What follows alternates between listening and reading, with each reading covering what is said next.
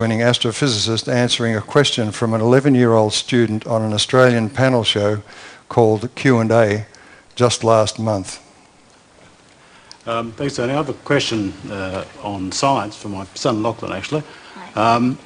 His question is for Brian Smith, because he's very interested in physics. He's starting high school next year. And his question is, how can something as infinitely large as the universe actually get bigger?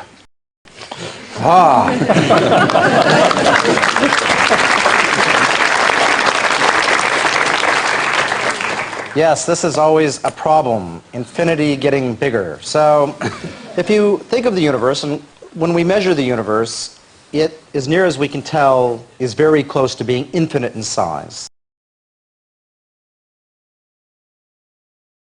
Imagine you have an infinite universe, which I say is expanding. Infinity is just getting bigger, and we're allowed to do that in mathematics. Peter, you made a point, I think, quiet point to me while Brian was speaking. Well, you know, I told you earlier on, physicists are the smartest people on Earth, and, you know, there you have it. So. There you have it. That's one Nobel Prize winner to another. We've got some grand poobahs of gravitation called Meisner, Thornhill and Wheeler. They wrote a book, it's the size of a telephone book. And they tell us in that let's read it. One crucial assumption that's at the heart or the basis, at the standard hot Big Bang model, the universe began in a state of rapid expansion from a nearly homogeneous isotropic condition of infinite or near infinite density and pressure. Well, I asked the question, how close to infinite must you get to be near infinite? Is it infinite minus 1? Maybe it's infinite minus 1 billion. You can never know.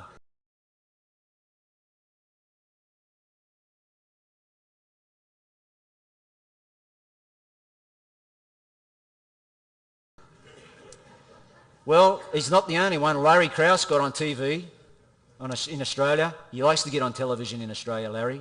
And he tells us this, that he can get almost an infinite number of what? Universes. Well, Larry, how close does Larry have to get to infinity to have almost an infinite number?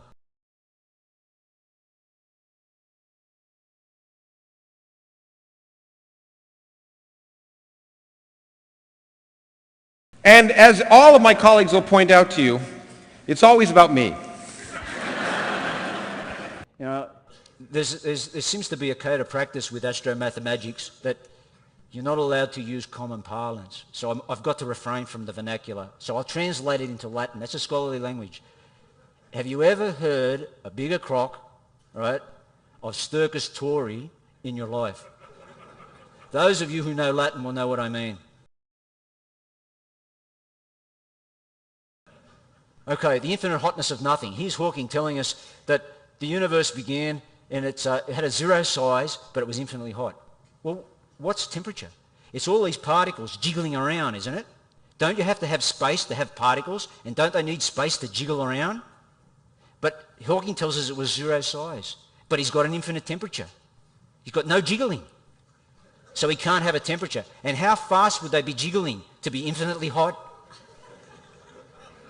The mind boggles, you know. Oh, here's another one from Larry. He tells us that he would argue that nothing is a physical quantity. It's the absence of something. Can you believe it? I thought to myself, does that include the absence of neurons?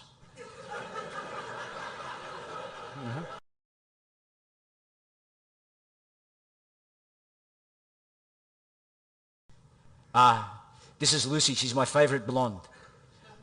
We talk physics when we go walking in the park. She's 3 years old. She's a Samoyed, and she's beautiful. I love her very much.